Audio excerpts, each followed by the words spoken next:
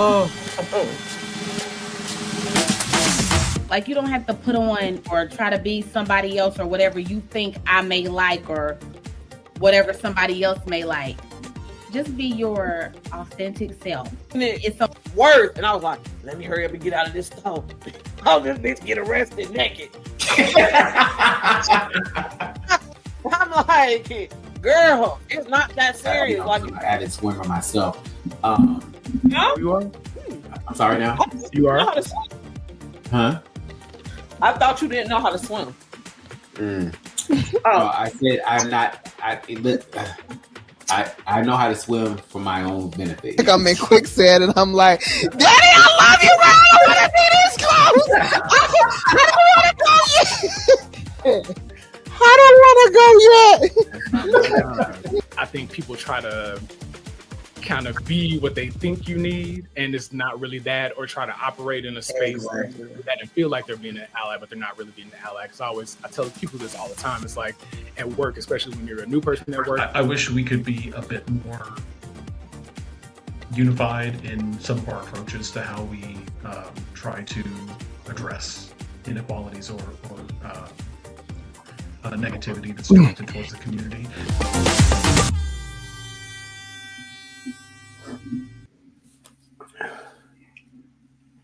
Welcome to another episode of the Off Topic Podcast.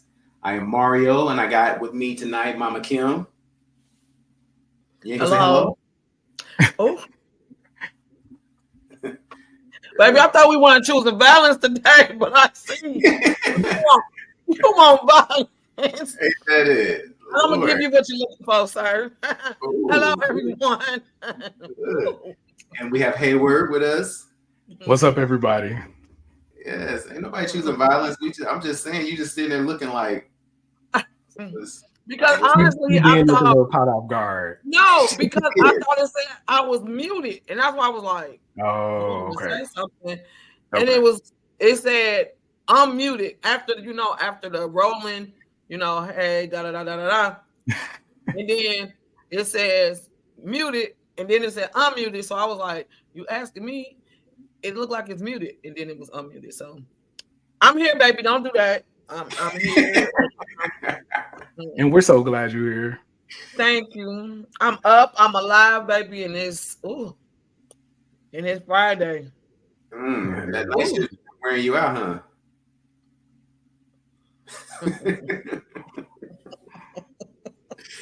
Baby, I'm exhausted. I said, what is going on? I do love my bed, but I have not loved my bed this much in the last 5 weeks than I have loved my bed. I'm like, yesterday I slept. Today I slept. And then I'm up because now I will be at work. And I'm like, I need to be probably trying to figure that part out when I'm off. But I have not figured that part out yet. Yeah, that's tough. Yes. And I wanted to be on night shift. So I can't even get upset about it. But I've been on days so long. And now I'm back on nights. I was like, ooh. Yeah. So I got to figure that part out. And yours is like nice. Like, yes. Yeah, because you work, what are your hours? So I get to work at like 5:45, 6 o'clock. And I get off at 7:30, 8 o'clock. But we off of MET. So I probably will get off Sunday at 6.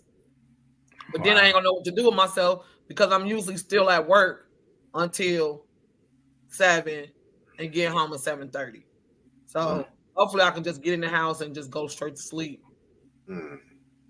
So yeah, I would imagine that would be hard because you would essentially because you can't break up your routine like on the days when you're off, because when it's time to go back to work, then it'll be tough. It's hard. That's why I said, oh my goodness, but I be asleep. And I'm like, people call like, you still in the bed? That son-in-law of mine. I'm like, sir, you work day shift. You should be up. But no, baby, I'm asleep still. So can we make our date nights nighttime, not daytime? Oh, let's go hang out at 1. Copy. Oh, that was one time. And I was on night shift. That was one time. You should be up anyway. 1 o'clock. Right, baby, it's a struggle bus. I But said, no, baby, it's rough. No, I empathize with you because it is rough, and unfortunately, your body never really gets fully adjusted to that. yes. It's rough.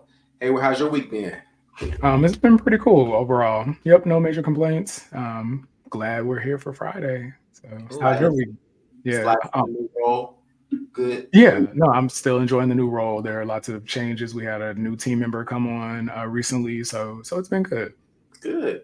Yeah. How do you treat your new members when they come in, Hayward? I'm usually pretty welcoming. I mean, I don't have any reason like not to be. Do you mean like a specific, like, is there a certain? No, just being like, how do you greet them to the team? Like, how do you make them feel like a part of it and everything? But yeah, just really like, I try to make it a point to introduce myself to everyone. Like, if we have like a little quick 15-minute meet and greet, just to kind of get to know them a little bit. And that's really it. And it's hard for me because most of my team members are in Virginia. So I usually haven't met, I usually, don't get to meet them in person right away. Okay. But, but I did get to meet this team member because I did go a couple of weeks ago. So Okay. yeah. That's cool. Okay. Well, that's good. Mm-hmm. Okay. Mario, how's your week been? My week's been it's been up and down. I'll say that. It's been up and down. Yeah, it's been up and down. But here I am. It's Friday. My man is back home. He was gone for the whole week, and you know how scary I am too. So yeah, because you weren't screaming at them dogs this week because you was loving on them because they was your protectors. Them dogs ain't gonna do nothing. They ain't gonna help me out. But I feel like they slept harder than I did because Remy, I think she works 3 jobs. The way she sleeps, the way she snores, she be tired. Riley gets to a point where he finally rests, and then he started doing his little snore, and I'm like, wow, they are really getting some good sleep in. But no, so but yeah, it wasn't so bad. It wasn't so bad, but it should be like, because my whole fear is, be in that neighborhood. And this still happen in our neighborhood, and then it'll be me. Right. I'm crazy. You'll be plastered all over the news. Like, you know what I'm saying?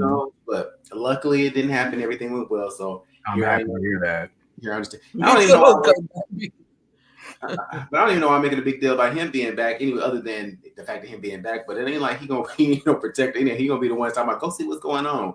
You know what I'm saying? That's right, boo. Wow. He'll be like, hey, go see. Well, yeah.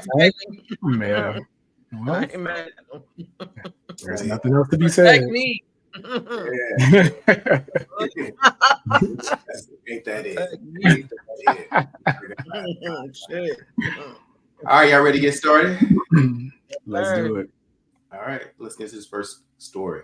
Well, as I sit here as a Black woman who practiced civil rights, let me tell you the reason that my colleagues wanted to make sure you understood the same Black history that your side of the aisle wants to delete out of classrooms is because you can then misuse words like oppression. There has been no oppression for the white man in this country.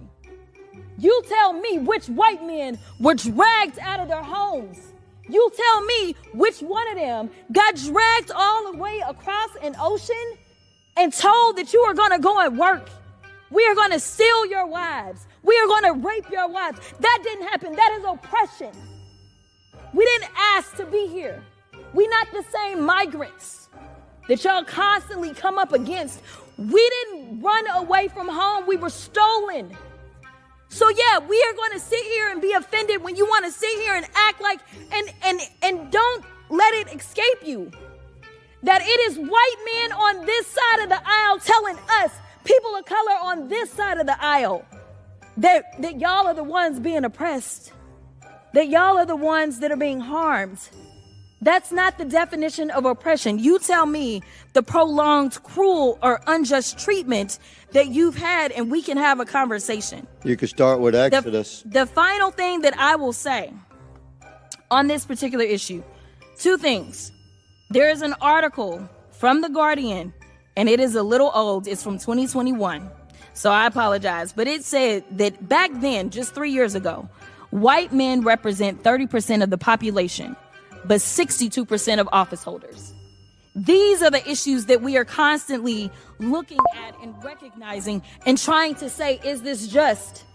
I can't even tell you how many white men have served in this chamber, but I can tell you that I am only the 55th black woman to be elected to Congress. And so when you want to talk about history and pretend as if it was so long ago, it wasn't.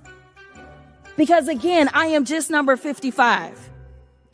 Finally, when we start to talk about what do these numbers do as we're trying to say that diversity, equity, and inclusion is the problem, the reality is that when it comes to financial performance, companies with more diverse workforces are more likely to outperform their competitors. Companies in the top quartile for racial diversity are 35% more likely to outperform their peers on profitability. Companies with diverse executive teams are 25% more likely to generate greater profits. Diverse companies earn 2.5 times higher cash flow per employee. Diversity works. And until you can show me data that says otherwise, I think that we need to go back to being a country that listens to experts and gets out of our feelings and recognizes, again, that racism is real in this country. And until we stop pretending that it's not, we will not solve the problems that we are consistently facing. And that will bring real unity that we seek when we're looking for a more perfect union. I think that was pretty much well said. That was well spoken.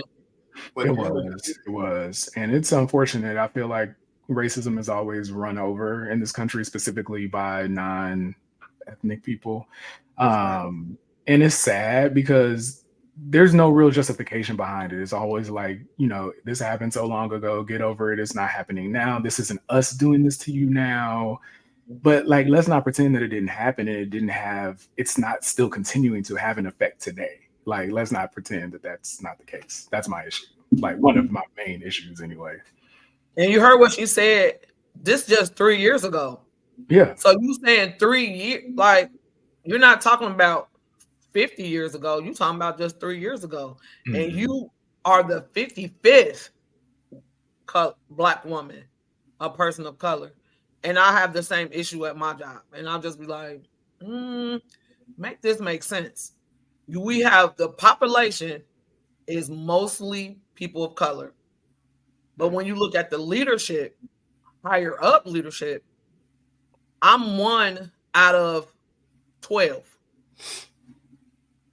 And then there's one other woman, but she is a person of non-color. And then the rest are men. And so when it's time to relate or you have to go talk and, you know, find out what they paying or what their issue is, guess who got to go do it? Mm-hmm. And I'm like, what was y'all doing last year? The heck is going on? Mm-hmm. And it's crazy to me because I'm like, I've been in plenty of places and it's like, it's half and half. Here is not. And I'm just like, whoa. But you see it every day, all day. And when you even walking into a grocery store, when you walking into the Ross, oh, baby, it was a person doing the Ross commercial. It was 2 ladies, the Ross. I said, oh, y'all took my little hashtag. I should be getting paid too. But anyway, you walk in and you always have this fear or somebody bumping into you or somebody saying something crazy to you. You see it all the time because you're a person of color. Because now it's about to be off the chain. And it's already starting. It's already starting. Before, people was kind of a little bit in the closet and, you know, you knew they was a little racist. But now people be saying stuff and I'm like, did you just really just say that out your mouth? And they don't have any problem saying it or doing it. That's very true. That's very true. So why do you guys think, I know, Hayward, you made the comment about basically that it exists, but they don't want to acknowledge it. Why do you think that is?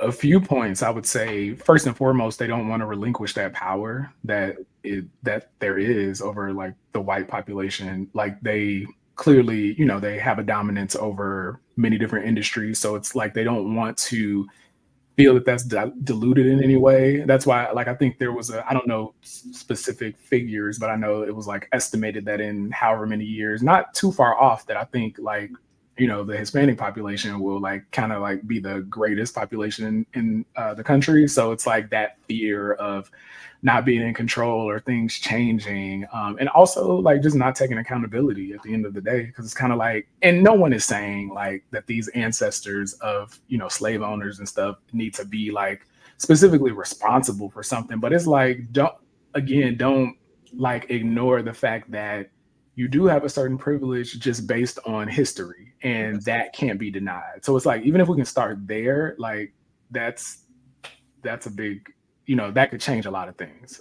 Just, you know, just having that, like erasing that fear. I think fear is a huge factor behind all of it, because it's like what you fear, the things that you don't know. So, you know, for whatever reason, I think it's probably like a piece of them feeling like if whatever other group gets, you know, gains like the majority of power, then they'll, you know, oppress them, as Jasmine was saying. Like, you know, it's like about them not wanting to feel that oppression or not to feel the way that others have felt.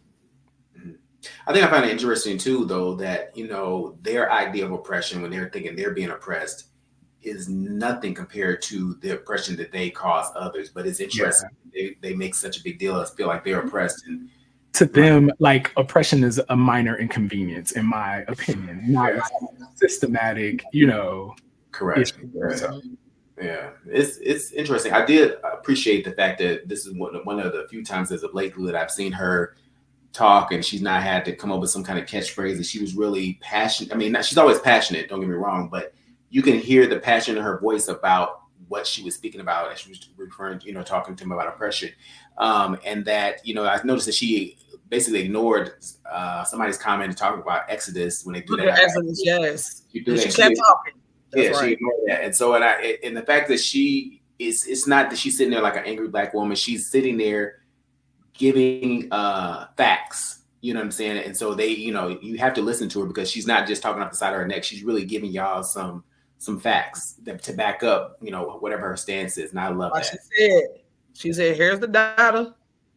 I'm not, and that's the thing, like you just said, Mario, as a person, a woman of color, that angry Black woman syndrome is everywhere you go. You raise your eyes, you say something. It's like, I'm not angry. I'm just trying to tell you what's going on. Yeah. I'm telling you what the facts are right now. You're not oppressed, sir. Y'all on that side of the aisle, you guys are not oppressed. You are trying to take DEI away. And because of DEI, it does, when you do have a diverse, the one building that I was in before, and I stayed there for 3 years because the leaders were diverse. It was a mix. It wasn't, you didn't wake up and come to work and it was all white people. It was a mix. And we worked perfect. And we were like number one. Like it was, everybody wanted to come to work. We all got along. It was just a good atmosphere. So DEI, it definitely helps the workforce. And she's not lying, because I was definitely in a building that 3 years, because every year I was like, I'm out. I've been in 9 buildings, and I stayed there the longest. And it was 3 years. And I love my team, and we loved the associates loved us. It was a good time. It really was. Cool. All right, guys, we're going to shift gears a little bit and talk about a little situation that happened in Houston, Texas. More than 90 people discovered inside one home. Some of the people found saying they hadn't eaten in quite a while. Houston police say a typical 2-story home in the southwest Houston neighborhood hid a secret until this morning. When we got into the house, we realized that there were over 90 people inside. More than 90 people, made up of about 5 women, 85 men, but no children, found huddled in 2 separate areas, some in need of food, water, and medical care. Police say the discovery came hours after a kidnapping tip from a possible relative of one of those rescued. SWAT teams then entered the house after a few hours, staking it out. Some neighbors tell me they saw one woman taken into custody and thought only 2 people lived here. I've never seen anything out of the ordinary in that house. ever. It's always very clean outside, very well taken care of. So it's surprising. Homeland Security Investigations, or HIS, confirms it's working with HPD to investigate what it calls a suspected stash house. Right now, there's no information regarding where the men and women originated or what may have been planned for them.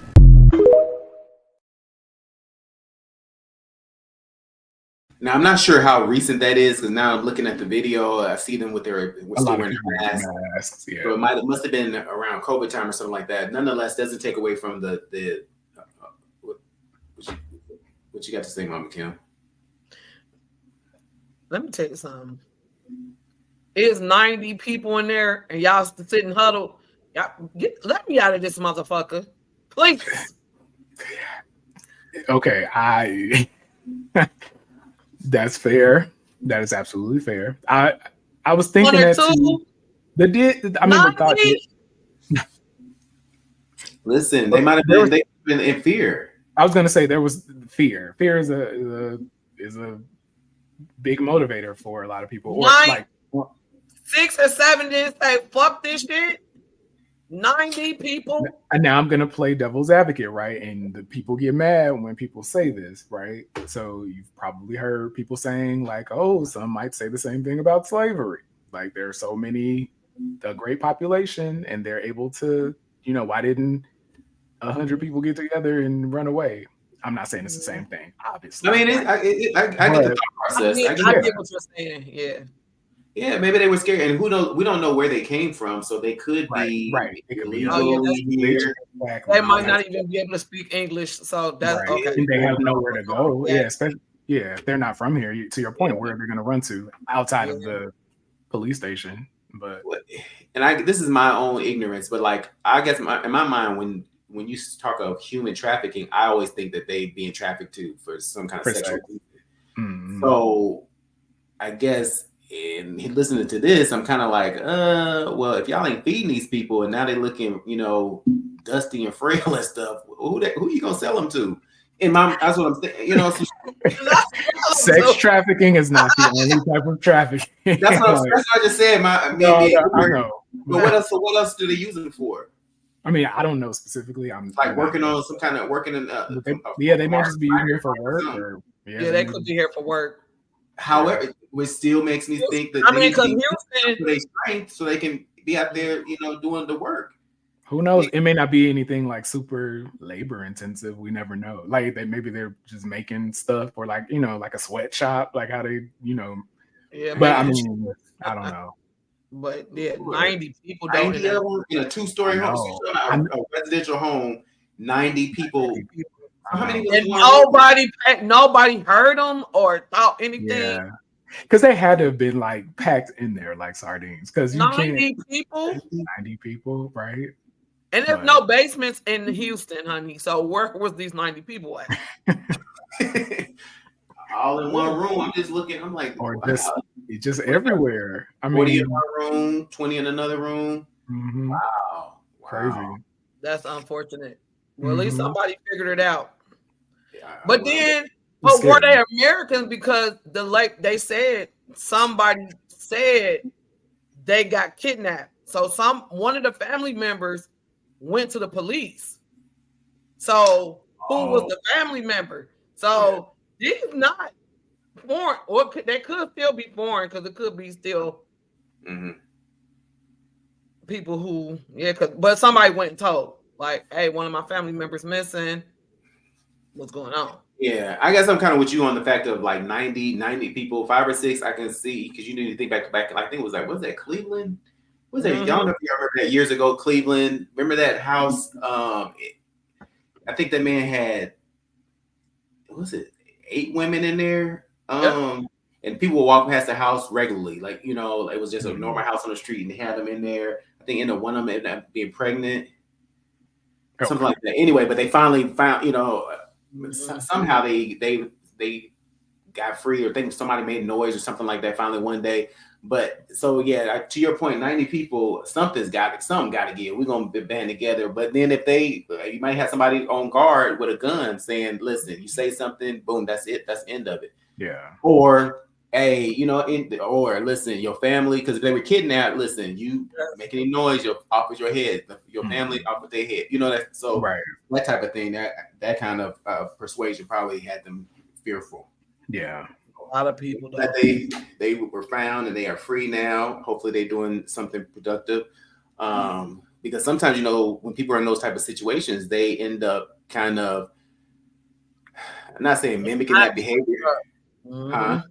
But I said their mind be messed up. You know that one girl who was kidnapped like that and was with that man for years. Yeah. And what do they call that? Has a baby. It's had a baby. Yep. Stockholm syndrome or something like that. Yeah. Or Munchausen or Munchausen. Yeah. So craziness. I don't know about y'all, but do you guys remember? I remember back in the day when Red Lobster used to be its place to go for eating. Somebody take you on a date, you take somebody on a date. Oh, let's go to Red Lobster. You thought that was the stuff. Well, we got a little story about Red Lobster. Let's get into it. Millennials eat out more than any other generation, so we have an opportunity with millennials. This is Damola Adamolican, Let's do it. Red Lobster's new CEO. After decades of declining sales and a promotion that was a little too popular, Ultimate Endless Shrimp is here with a limited time flavor drop. the 35-year-old was hired by private equity firm Fortress to lead Red Lobster out of bankruptcy, more than $1 billion in debt, a serious financial pinch, and back to profitability. Adamolican has big goals for Red Lobster in the next few years. Mainly, he wants to attract new millennial guests. Millennials eat out more than any other generation, so we have an opportunity with millennials. I was reading a Wall Street Journal article the other day, and millennials are going to be the wealthiest generation in history. Well, he says that the road forward for casual dining will be difficult due to the economy. He firmly believes that the sector will rebound. You know, I think there's always going to be a place for the connection that you can get between a server and a guest. Okay, I'll get that started for you all. People want that personalized service. They want to sit down, have a great meal in a great environment. This is a brand that's been around 56 years. 98% of Americans know Red Lobster. It's one of the strongest brands in the country. If he can turn awareness into more visits and draw in new, younger customers, Adamolican may successfully turn the page for this 56-year-old chain.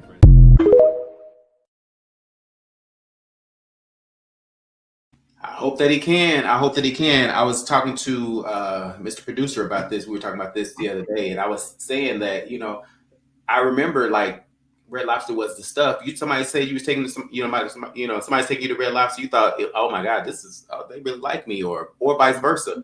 But I think if he makes that more of an exclusive dining experience, like how we used to think of it before, it may work. I didn't even realize that. Hayward, I'm with you.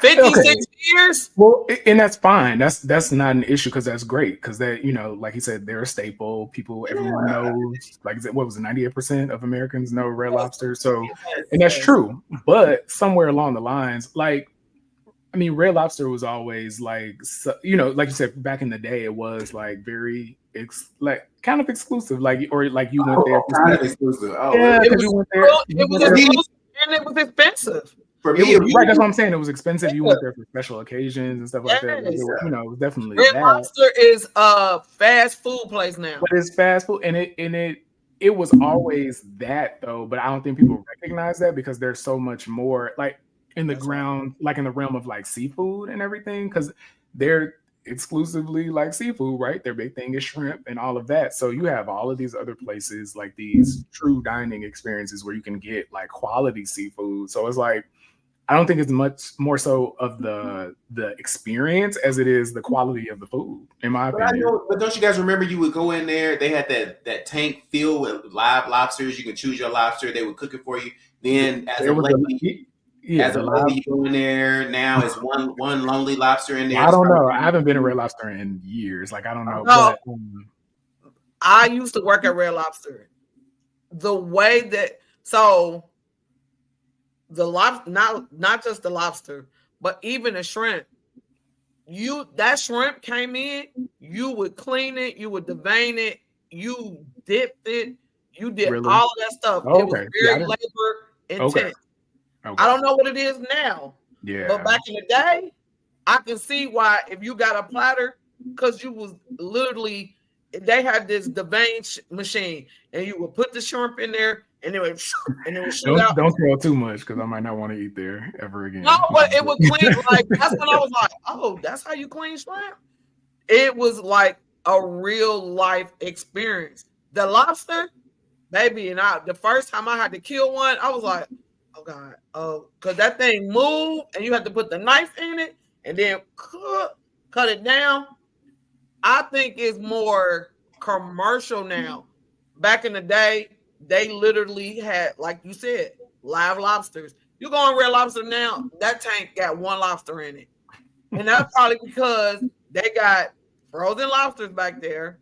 That's what they serve here. Yeah. And that's what they give. Yeah. Because it's cheaper. But that's what I'm saying. If you can revamp the restaurant, give it back that old school feel. Yeah. But how do you do that? Because I feel like it's skewed so far to the opposite side. So it's like, how do you? Well, I think that this young man can do it, and I'm not exactly sure what company it was prior to Red Lobster, but he did revamp another company that was dying. Oh, did he? Yeah. So I think so. With that being said, I think how is that going? I see PF I see PF Chang's, but how is that going? Because I've heard nothing. I heard nothing. Well, PF Chang's is kind of exclusive to, or used to be exclusive, right? Same scenario. People, I just feel like as more and more like restaurants have entered the market, I think that's the thing too. The competition is different as well. True. Back in the day, there weren't a lot of seafood like places like that. I can't even think of another place, that would be comparable to a Red Lobster. True. I think you know what? I'm rooting for the black man that he's going to bring it back to the elegant. Not that it was elegant, but give it that type of feel. Bring back where you can choose your lobster. And I didn't even realize, because I was like, well, how did that endless shrimp tank the whole business? Because it didn't make quite sense to me. Because I know when I used to go, I'd be like, ate my little two or three plates, and I'm like, I'm out of there. But then I guess what it was is people were sitting there for hours at a time, taking up that time, and so nobody else could get in there, and so that made sense. But that got me in there. I thought whoever was the owner before, because like, how did you not recognize that from year over year? You know what I mean? Like, that is true, because they ran that promotion for many years. I mean, up until last year, like, because now it stopped, right? I think I heard that it stopped the endless shrimp, but so you're saying 56 years, like, I think, like you said, Hayward, even when they had Red Lobsters, they had a Bahama Breeze. So, like in Cincinnati, that's what I was thinking too. Yeah. They had a Bahama Breeze. Have you heard about a Bahama Breeze again? Because I mean, there's still some, but Oh, but it used to be like Red Lobster was on this one street, and you turn the corner, Bahama Breeze was there. Bahama Breeze only probably lasted 2 or 3 years around the corner from Red Lobster. Because you get the biscuits, you go to Bahama Breeze, you get some stale bread. The food wasn't as good. Like Bahama Breeze food was good. I used to like Bahama Breeze food because they used to have this salmon pasta that was banging. I can't remember a specific dish, but I do remember the food being good. Because I remember that because I would go. That's the only reason I would go is for that reason. Okay. That, and they had these pina coladas. It was mixed with something that I used to tear up. But so I don't know now. I don't know why they went out of business or why they business failed. Oh, well, seafood is expensive, first of all. Seafood but I think Bahama Breeze had more than just seafood. They had like, I can't remember what their like market was. Caribbean. Was it Caribbean? Okay, that's what I felt like it was. Yeah. So they had but I'm shocked. But I'm hopeful of Red Lobster. Not that I would be a frequent customer of them. No, I'm probably not. I'll go though. But here's the thing: I would only go to Red Lobster as of lately in my adult years. When I realized it wasn't no special thing, nobody take me up to no Red Lobster was a big deal. I was like, So, but then I started realizing the only thing that would get me in there was that endless shrimp, and I'd be in there, get the shrimp, and then inbound. And then when I started realizing them shrimps went from shrimp to them cocktail shrimp, I was like, get me the fuck, So And they did that with their jumbo coconut shrimp. I went in there one day. I was like, I'm on coconut. She was like, oh, it's popcorn shrimp. Right. I'm like, it's how you lose business. Yeah. You're not consistent.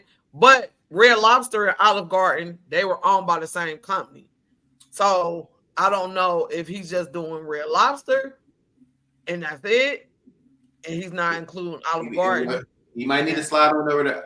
I don't know about Olive Garden because that's I feel like they're well, and I don't know their books. I don't know what their finance looks like, but I mean, I would imagine that they're probably holding on, but who knows? Maybe they're in the red too. You never know. But pasta is a lot cheaper than seafood, and they do endless pasta all the time. But it's cheap, like. And also, who's really eating endless pasta though? Like, I think absolutely. That's true. I mean, one bowl. There's only so much. Yeah, you can't take it with you, so you eat one bowl, maybe two, one and a half, and then you four. And then I think there was running that promotion for a while there. You eat one, take one type situation. So, maybe I don't know. We'll see. We'll see what he can do. I'll keep my ears out there. I'll let y'all know if I happen to visit the location. What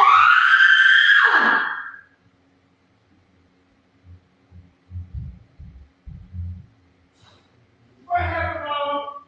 Can you help me find my phone? What happened? I can't find my phone. I'm trying to call you. I can't find my phone. I can't find my phone. I don't know why that makes me think that would be you and Pierre, Mama Kim. Baby, that would be me trying to find a remote control. Please, somebody help me. Baby, I sleep with my remote control because I never turn my TV off. It's off now because I'm out here. But I'm like, I have it like I sleep on my back. So I always have it on my right side. And then I'll wake up and I'll be patting it. I had to get out the bed. I got to shake the covers. That'll be me. Help me find a remote. I can always find my remote. That remote control, baby.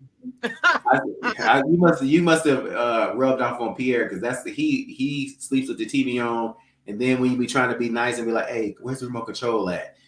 He'll look at you and then act like he's looking at it, looking for it, and then roll back over. I'm like, "Are you serious? Where is the remote control at?" Oh God. Because you remember, you see, it must run in the family because you remember when you said Devin was there, he hid the remote from y'all. Yeah, he did, yeah. Oh. So he can sleep with the TV on. Oh, my God. This? Yeah, I guess. Baby, I got to have the TV on. That's my alarm, honey. Oof. Lord Jesus. That's funny. All right, let's get into a little bit of post-election news. So from the door, you didn't think Kamala was going to win? No, right out the gate. No. Because she's a black woman, or? Yeah, absolutely. America was not going to vote for a woman of color, period. In the history of black women and white women allyship, alleged allyship, I have never known a white woman to give a job to a woman of color before they got it. That includes even McDonald's on fries. Just not going to happen. Have you ever white woman ever said, you know what, I think you're more qualified. Then go ahead and take it. They didn't give it to Hillary Clinton. They were not going to give it to her. I know there was hope. I know you talked about, believing in us, but it was never about us believing in us. It was about us knowing them. I think Kamala, as a black woman, is the only reason. Well, first of all, two things. The last two elections, the Democratic Party need to be thanking black women, right? Because if it wasn't for Jim Clyburn telling Joe Biden, hey, I'm not endorsing you unless you promise that you're going to put a black woman on the Supreme Court, I'm not endorsing you. If it wasn't for Kamala Harris in 2020, I think a lot of us wouldn't have went out there and voted for President Biden. I also think in 2024, when you look at the fact that Joe Biden's presidency was dead, like completely dead in the water, and Kamala Harris came to the top of the ticket, raised all of this money, ended up having the second most votes of any Democratic nominee ever with 74 million votes. I think that only happens because she's a black woman. Well, two things can be true at the same time. There can be some positives that came with that, but there also can be some negatives where we look at the data. We don't have to guess. We looked at where white women aligned. We looked at where the Latino community aligned. I also got news for you. Black men are conservative. Doing my Joe Biden whisper. Black people are conservative. I don't know why people want to keep, making that not an issue. So when you're talking about black men and you're talking about other black people, who are the majority of the country in the South, majority are moderate. I know progressives want to sell a different story, but black people for the most part are moderate, and a lot of them lean conservative. We're going to get into that when we get into the messaging. But let's just kind of go back a little bit. Mm-hmm. I agree that there was some positives to it. But when it came down to it, when we looked at race, white women, to me, just like they did in the midterm, just like they did when they were with Obama, then they went with Trump, and then they went back to Democrats in the midterms, and then they flipped back. When you're talking about white supremacy and talking about positioning, the only person that ever beat Donald Trump is Joe Biden. Mm-hmm. And I agree. But 55% of white women voted for Trump over Biden. Right, to align with white supremacy. Mm-hmm. To align, because this is about white supremacy. This is about, would they rather have their household ahead of you as a black man? Or they vote with their husbands. That's exactly it. And nothing's wrong. And people need to stop. These pundits get on my nerve. They went against their own interest. No, their interest is their household. Your interest is your interest. My interest is my interest. When I keep hearing people say that they went against their own interest, no, they actually aligned with their interest, which is white man, white woman, black man, black woman. That's the order. That's how it is. Black people are the side chick. Bottom line, we need to just accept that. I know we want to say black girl magic. No, we want to say, because black this and that. Black women can't save this country. We need to stop selling that dream. Let's get in position and understand what we can do, which is why I was talking about the local and state level, and stop trying to sell this timeshare scam. I agree with you that there was really no other choice, because Joe Biden was trash. We get that. He was trash. So once they said, okay, let's rally around Harris. Now she's Democrat nominee. Okay, so cool. We with that. Black women raised $30 million out the gate. Black men raised $30 million out the gate. So now we're having to deal with who dropped this bag, who dropped this $1 billion bag. And that's the issue when we get into how they spent the money. I didn't think she had a chance in hell, but once you decided to move forward, okay, so what do we do with the money? Black voters, they lost black voters across the board. That 1-2% across the board makes a difference when you're talking about Michigan, makes a difference in North Carolina. So that's where we get into your concern when you talk about messaging, where the messaging was all wrong.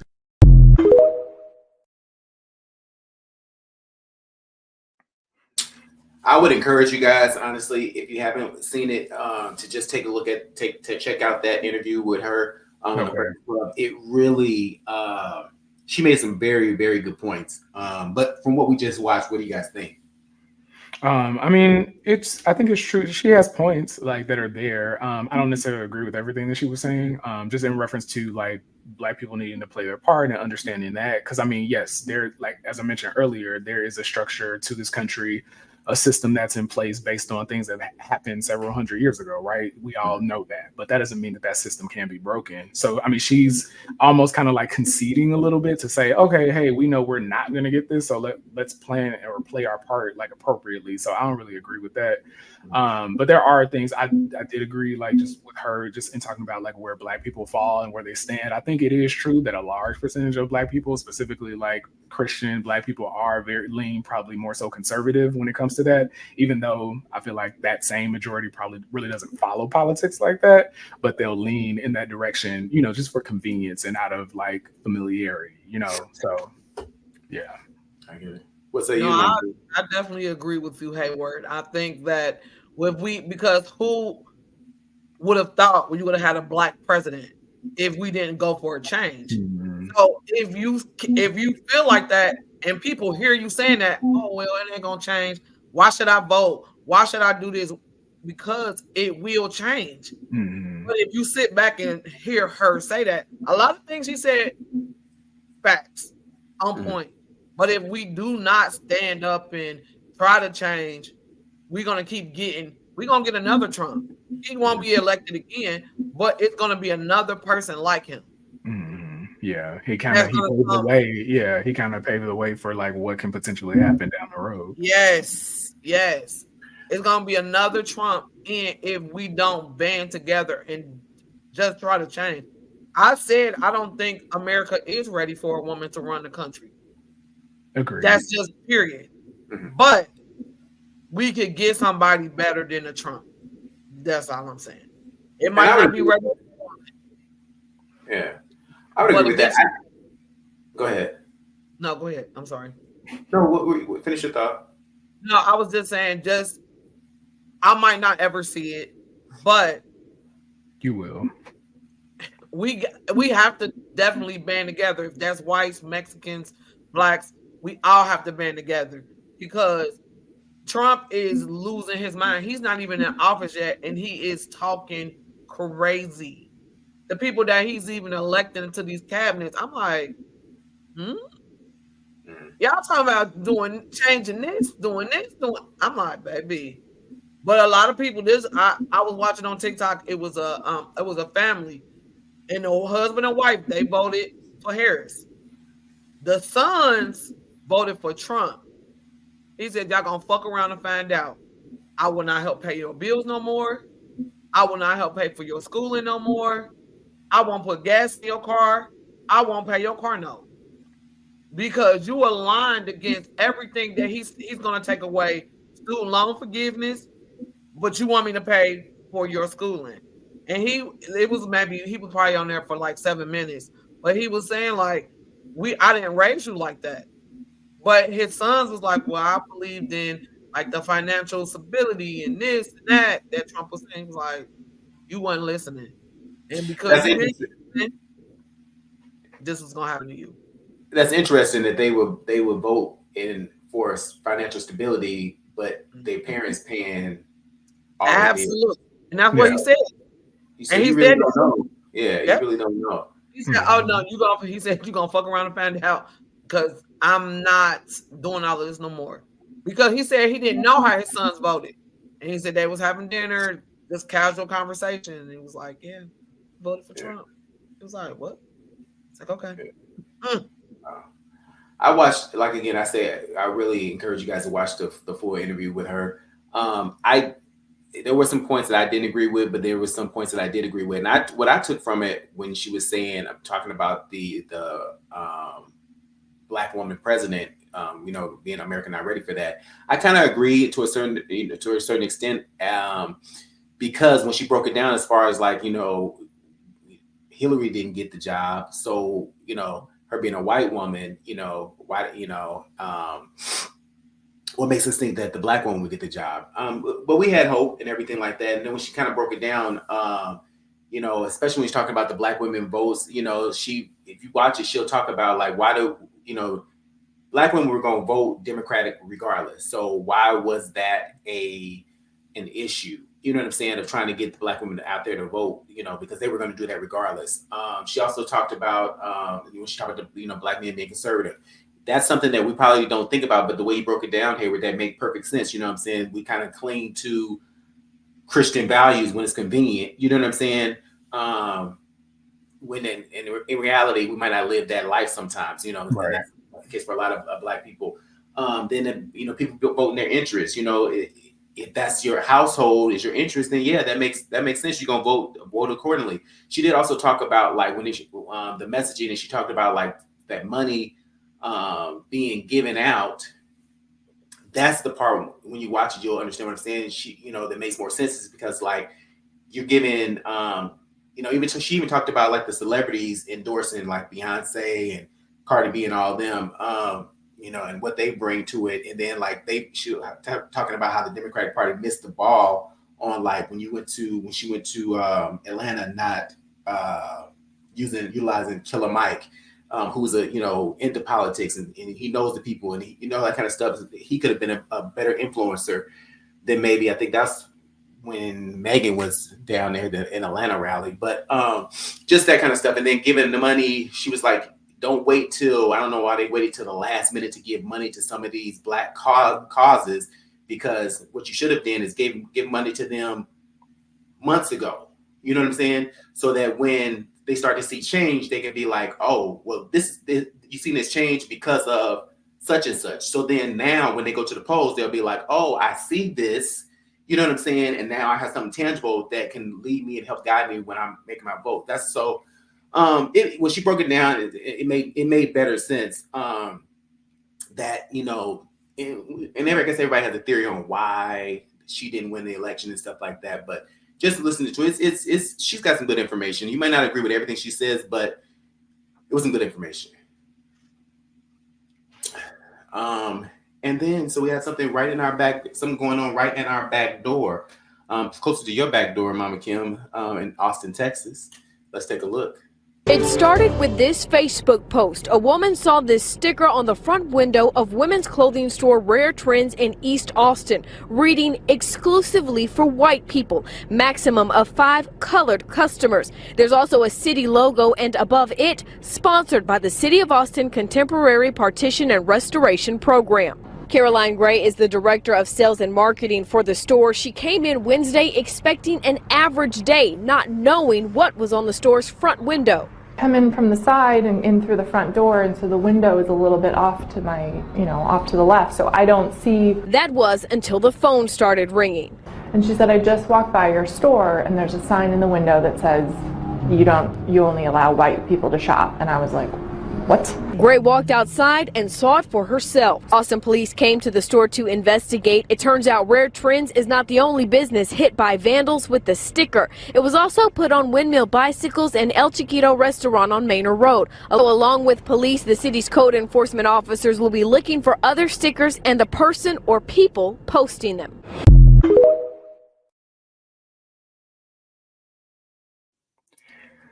Nobody saw that. Like, bro, come on, bro. There was no way. Say it again. What'd you say? So, how that is on there? It's perfectly on there. Nobody seen them putting it on there. No cameras around. Nobody know where it came from. On 3 businesses. Come, bro. Oh no, man. I mean, maybe they have footage. Maybe they're not saying. I don't know, because maybe they just have to figure out who it is. But yeah, it did sound like it was a big mystery. Like there's no cameras, or we're viewing footage or something. Yeah, it's an outdoor mall area. Like, get out of here. Nobody saw that. This shit is crazy.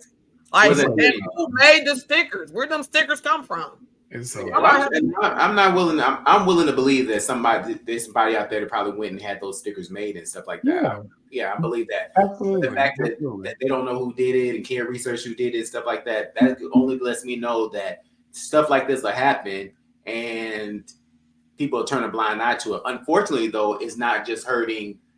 It's hurting. You know what I'm saying? Look at her. She's a white woman owning it. Owns a business. It's hurting her. So it's having an adverse effect, you know what I'm saying? So that's probably why she pissed off about it, because like, damn, you know what I'm saying? Yeah, rightfully so. But also, I mean, and that's what I was thinking initially. Like, I wasn't even thinking.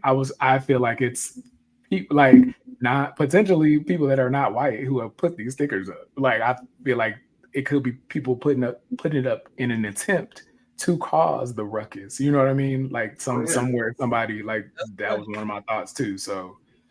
Either way, or they had a bad experience. Because you're right, Hayward. Because it don't necessarily have to be a white person.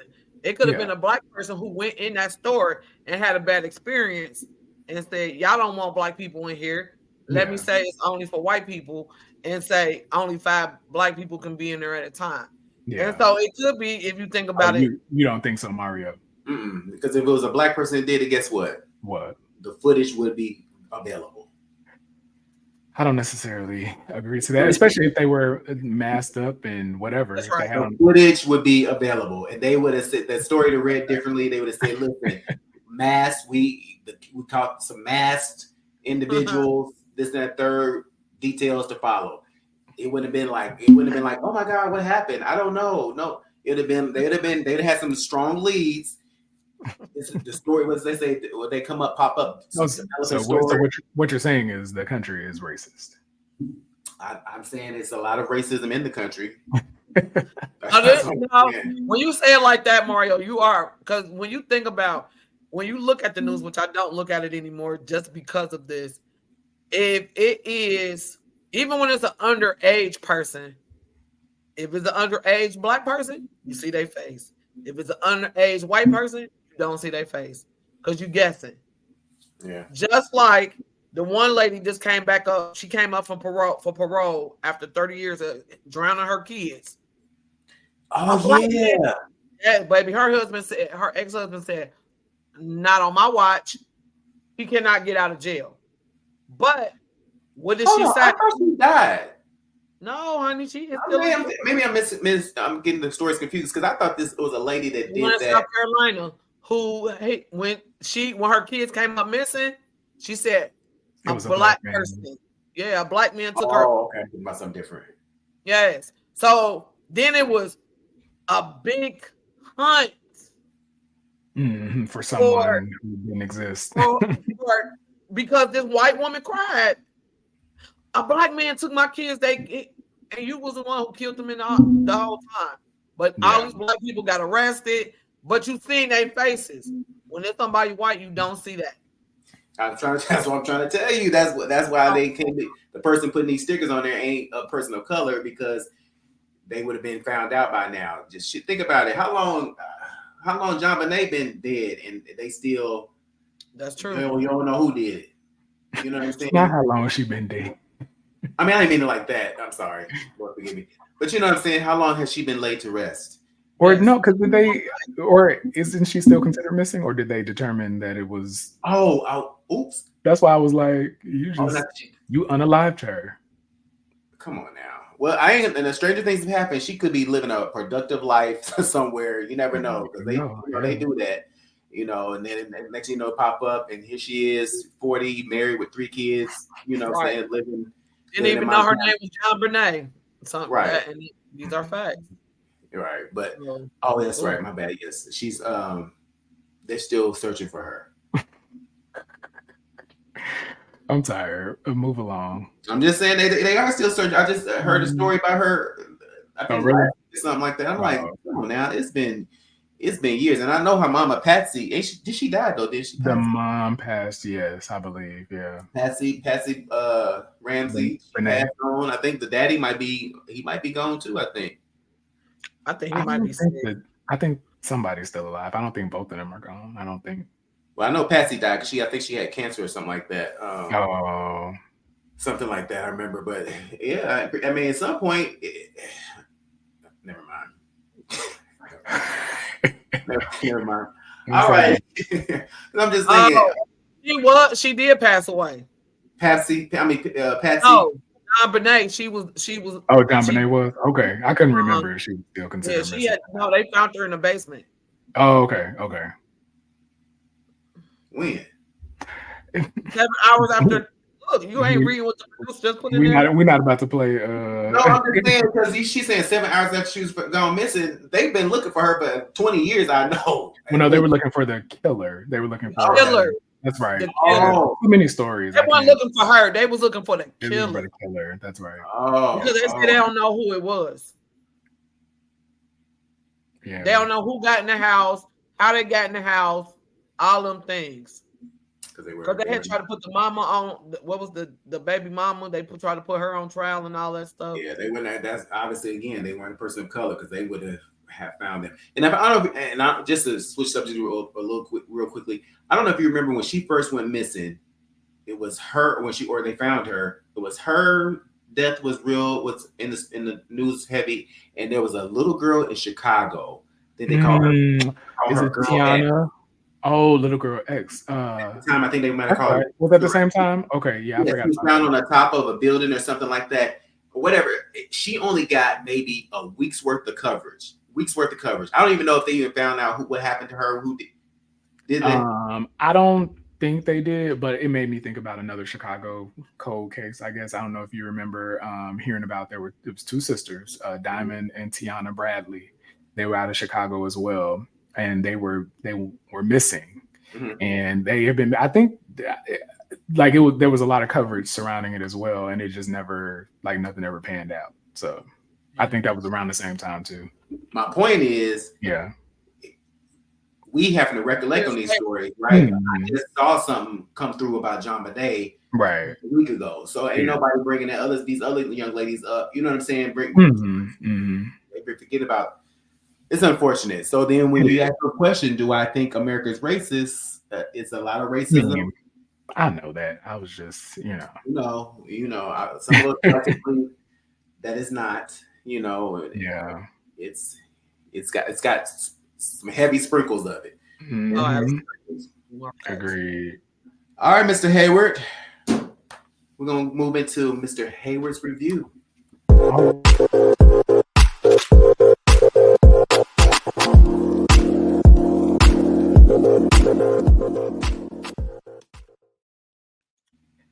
what's up, everybody? I'm so excited to bring you some like wonderful recommendations and just some good findings that I've run into. So that's the whole purpose of this segment. So with it being very fresh, I went to Houston this past weekend, so I have like a list of several things that were pretty good. So I will start off for Friday night, or actually Friday afternoon. So had a great lunch at Grace's on Kirby, I believe. So Grace's is a staple. I've probably been there, I feel like at this point, like at least 10 times now. But it's really good. Just very like an American style restaurant. You can get your Southern cooking, just very down home, all of that. So I had the fried chicken with black eyed peas, Brussels sprouts, and it was good. The fried chicken was great. The gravy was perfect. I'm not a big gravy person, but I enjoyed it. The black eyed peas had a different like taste to them, but they were good. I don't think I have to get them again, but I did enjoy them. The Brussels sprouts were good as well. Kind of like charred very nicely, but full of flavor. So I appreciated those. And of course, I had to have a sidecar because I do enjoy my cognac. So that was really good. Those are always really good. I give it overall 9 out of 10. So that's a great experience. Please check out Grace's on Kirby. Second, we checked out Forget Me Not, which was like a nice little brunch spot, but it gives very much like a club atmosphere. We were seated on the second level, so we were able to kind of watch the ongoers and everything. So that was really cool. It was I appreciated being up there. I don't know about you, Mario. But yeah, this was also American fare food.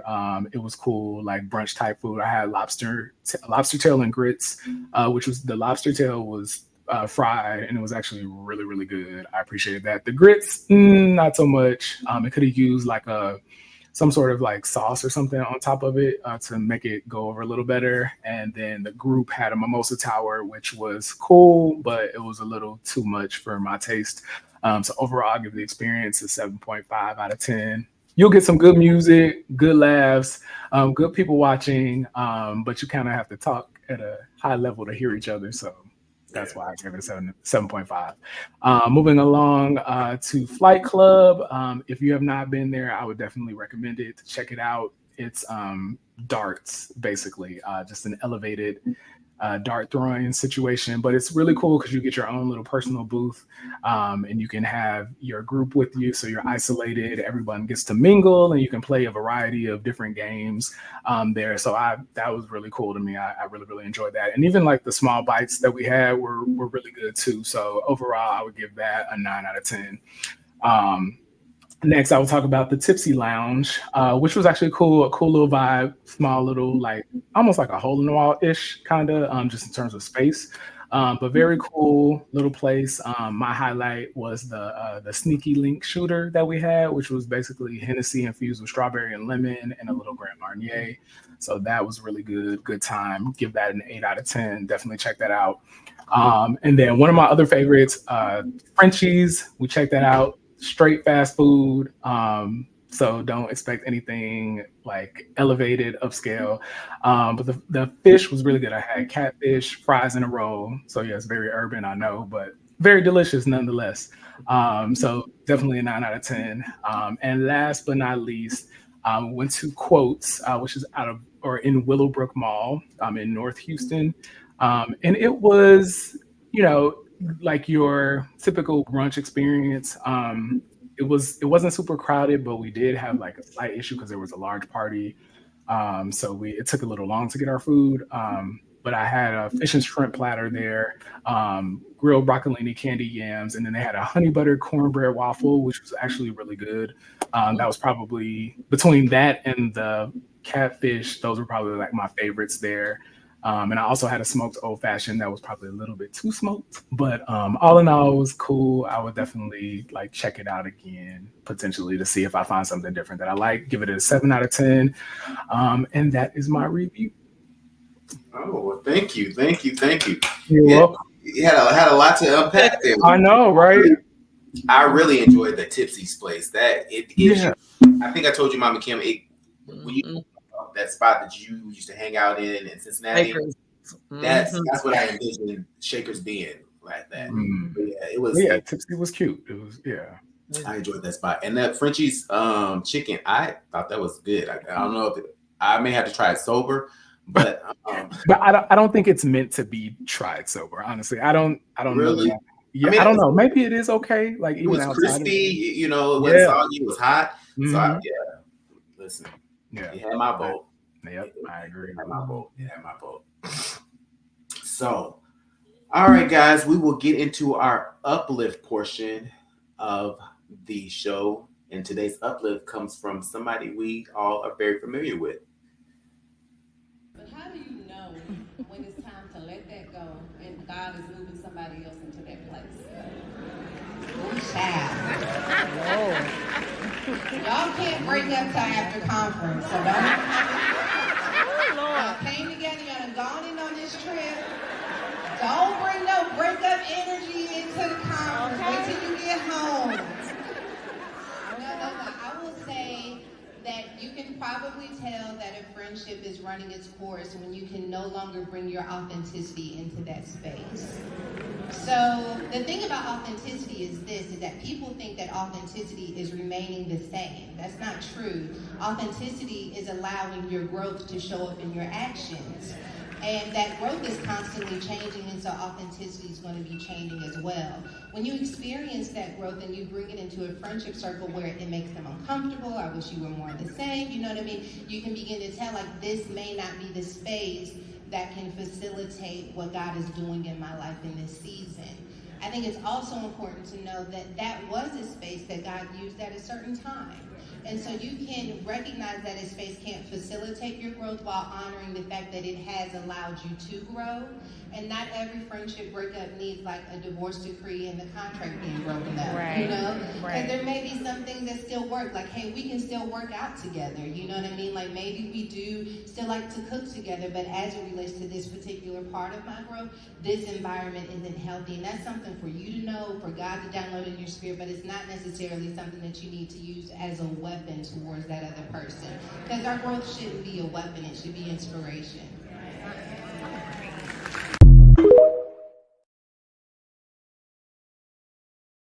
Yeah, inspiration. Come on, Sarah. That was good. We know that's your girl, Mama Kim. So yeah, baby, come on, Sarah. That was good. Yeah. That was really good. I thought it was good the way she broke it down. You know, so it just resonates. Yeah. So, all right, guys, that's all we got for today.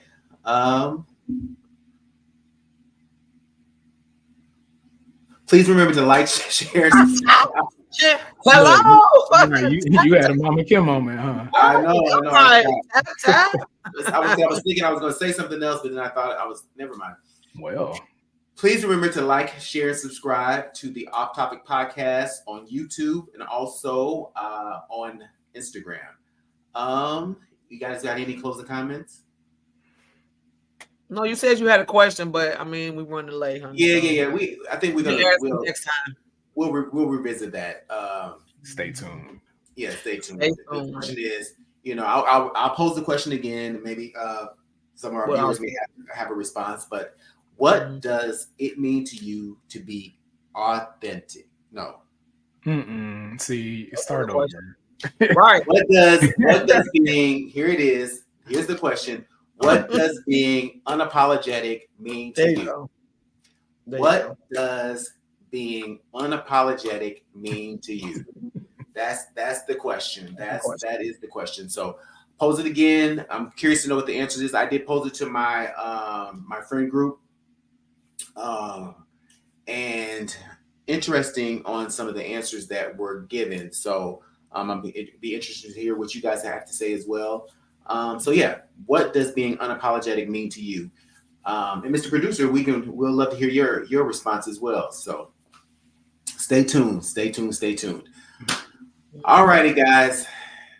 Thank you again. Please remember to like, share, and subscribe to the Off Topic podcast on YouTube and Instagram. And everybody have a great week. Week end. See y'all later. Bye. We're gonna cut.